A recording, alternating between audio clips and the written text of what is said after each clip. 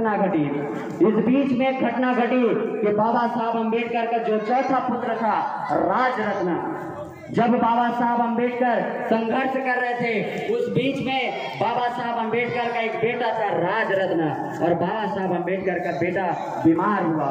बाबा साहब अम्बेडकर का बेटा राजरत्न बीमार हुआ और पैसे न होने के कारण बाबा साहब अम्बेडकर का बेटा राजरत्न बाबा साहब अम्बेडकर के गोद में ही प्राण त्याग दिए। बाबा साहब अम्बेडकर फूट फूट कर रोने लगे कि मैं जिस राजरत्न को इस देश का शासन करता जमात बनाना चाहता था, जिसे मैं हुक्मरान बनाना चाहता था, वो मेरा बेटा मेरे गोद में मर गया। और बाबा साहब अम्बेडकर रोने लगते हैं। जब बाबा साहब अम्बेडकर रोते हैं पूरे मोहल्ले वाले उनके घर में इकट्ठा होते हैं। बाबा साहब अम्बेडकर से कहते हैं कि बाबा साहब आपका बेटा राजरत्न मर चुका है, तो नीति के अनुसार जो उनका पिता होता है उसे कफन के लिए पैसे देने होते हैं। जब बाबा साहब अम्बेडकर से गांव वालों ने मोहल्ले वालों ने कहा कि बाबा साहब कुछ पैसे दे दीजिए जिससे हम कफन लाकर इस बच्चे को उड़ा सके, मगर बाबा साहब रोते रहते हैं और रोते रोते अपनी पत्नी रमाबाई की तरफ देखते हैं, क्योंकि बाबा साहब अम्बेडकर के पास पैसे नहीं रहते। बाबा साहब अम्बेडकर जब रमाबाई की तरफ देखते हैं, रमाबाई समझ जाती कि बाबा साहब अम्बेडकर के पास पैसे नहीं है। तब रमाबाई अम्बेडकर अपने जो साड़ी है इस साड़ी के पल्लू को फाड़कर अपने बेटे राजरत्न के कफन में, जो राजरत्न का बॉडी है, शरीर है, मृत बॉडी जो रखा रहता है उसमें वो कफन उड़ा देती है। बाबा साहब अम्बेडकर उसे जमीन में रखते हैं। बाबा साहब अम्बेडकर अपने रूम जाते हैं और वहां से बाबा साहब अपना बैग और कपड़ा पहनकर फिर घर से लंदन के लिए निकलने लगते हैं।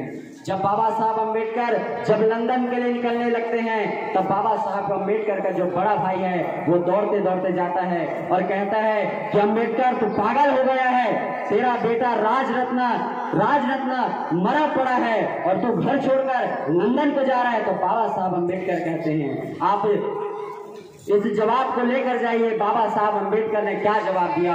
बाबा साहब अम्बेडकर ने कहा कि मेरा एक ही बेटा राजरत्न मरा है, अगर आज मैं लंदन नहीं गया तो इसे दलित शोषित समाज के लाखों लाखों करोड़ों लोग मारे जाएंगे। और बाबा साहब अम्बेडकर फिर भारत से लंदन गए और लंदन में जाकर अंग्रेजी हुकूमत के सामने उन्होंने कहा कि आपको आजादी से पहले हमारे लोगों को हक अधिकार देना होगा। और अंग्रेजी शासन फिर मान गए, और अंग्रेजी शासन जब मान गए तब उन्होंने कम्युनल अवार्ड घोषित कर दिया। जब गांधी को पता चला कि बाबा साहब अम्बेडकर को कम्युनल अवार्ड मिल गया तब बाबा साहब अम्बेडकर का विरोध करने के लिए गांधी जी ने एक षड्यंत्र रची। और गांधी जी ने षड्यंत्र क्या रचा? उन्होंने मुस्लिम समुदाय के नेताओं को इकट्ठा किया और मुस्लिम समाज के नेताओं से कहा कि आप सबको अम्बेडकर का विरोध करना है, अगर आपने अम्बेडकर का विरोध किया तब आपकी जो मांग है 14 सूत्री मांग, उस 14 सूत्री मांग को मैं पूरा कर दूंगा। लेकिन धन्य है वो मुस्लिम समाज के नेता, उन्होंने गांधी जी को जवाब दिया कि गांधी जी अगर बाबा साहब अम्बेडकर हमारा विरोध नहीं करते तब हमें बाबा साहब अम्बेडकर का भी विरोध नहीं करना चाहिए। और फिर उन्होंने बाबा साहब अम्बेडकर के समर्थन में वहां पर अपनी बात रखी। तृतीय गोलमेज सम्मेलन हुआ। जब तृतीय गोलमेज सम्मेलन के लिए जब बाबा साहब अम्बेडकर, गांधी और सारे लोग वहां गए, तब जब कम्युनल अवार्ड पे बहस छिड़ रही थी उस वक्त पे जो गांधी है उन्होंने बाबा साहब अम्बेडकर को चैलेंज किया कि अम्बेडकर तू तो यहाँ से कम्युनल अवार्ड यानी 2 वोट का अधिकार, तू तो यहाँ से 2 वोट का अधिकार लेकर जा रहा है, लेकिन मैं भी देखता हूँ तू इसे भारत में कैसे लागू करवा सकता है। और जब बाबा साहब अम्बेडकर को जब गांधी जी ने धमकी दी, बाबा साहब अम्बेडकर ने अंग्रेजों से शिकायत किया। अंग्रेज की सरकार भारत में भी थी। जब गांधी जी उतरे, गांधी जी को तुरंत जेल में डाल दिया गया और गांधी जी ने फिर यरवदा जेल में फिर आह्वान किया कि अगर अम्बेडकर इस जो 2 वोट का अधिकार है अगर इसे वापिस नहीं करेगा तब मैं आमरण अनशन करूंगा। किसके लिए? हमें 2 वोट का अधिकार न मिल सके। लेकिन बाबा साहब अम्बेडकर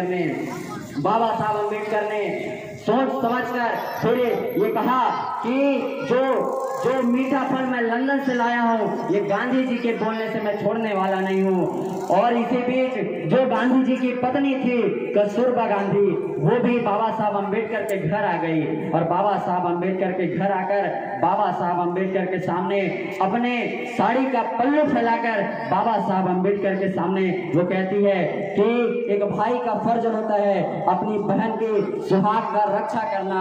आप मेरे छोटे भाई हैं, मैं आपसे विनती करती हूँ कि मेरे पति का प्राण बचा लीजिए। तब बाबा साहब अम्बेडकर कहते हैं कि आप तो मेरी एक बहन है, लेकिन इस समाज में मेरे लाखों लाखों बहन हैं जो मुझे भाई मानते हैं, इसलिए मैं एक बहन के लिए अपने लाखों बहनों को के सुहागों को, जो लाखों बहन के सुहाग है, उनके साथ विश्वासघात नहीं कर सकता।